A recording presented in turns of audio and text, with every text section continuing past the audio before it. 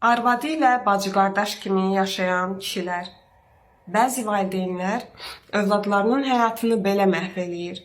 Şamaxının bir kəndi var, hansı ki vaxtilə ora ərəblərin sıx məskunlaşdığı yer olub. Hələ də qatı rejimlərin, xurafatın hökm sürdüyü bir mühit. Ailə Bakıda yaşayır, amma düşüncə hələ də o kənddə qalıb. Gənc bir oğlan var, rus dilində çox gözəl danışır. Rusiyada təhsil alır. Həyatı sevən, şən, azad bir gənc. Amma atasını itirəndən sonra hər şey dəyişir. Psixoloji olaraq çökür, işsiz qalır. Arada afisiyantlıq eləyir. Halbuki maşın ustalığını bacarır, istedadı, bacarığı var. Sadəcə gücü yoxdur.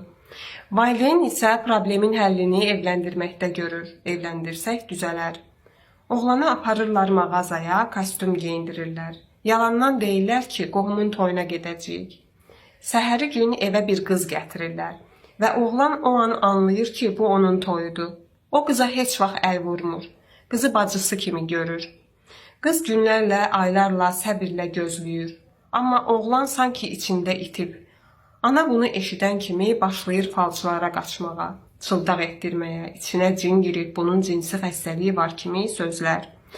Arada oğlanı dəlxanaya da basırlar. Pulu olmadığına görə yarımçıq müalicə ilə çıxardırlar. Heç kim səbəbi anlamır. Çünki dinləmirlər, çünki görmək istəmirlər. Amma problem nə cində, nə də xəstəlikdə idi. Öpüşə də bilirdi, sevişə də bilirdi. Hətta özünün sevdiyi bir qız da var idi.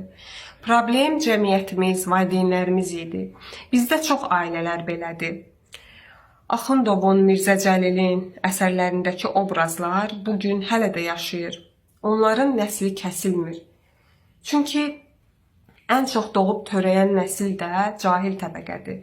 Hamısının 4-5 uşağı.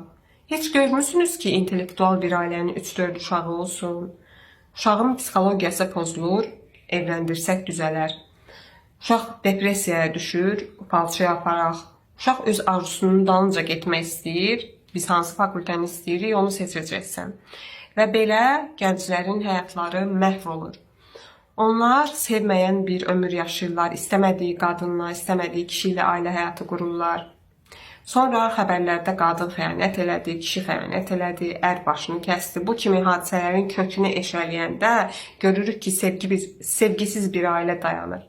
Hekayənin ən ağır tərəfi isə budur ki, oğlan hələ də sağdır. Amma həyat yaşamır, sadəcə nəfəs alır.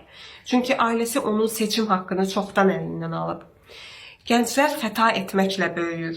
Amma bəzi valideynlər övladlarına xəta etməsinə belə icazə vermirlər. Öz həyatlarındakı qorxuları, öz travmalarını övladlarına miras qoyurlar. Nəticədə məhv olan gənclik, dağılan ailələr və gələcəyi olmayan bir cəmiyyət modeli.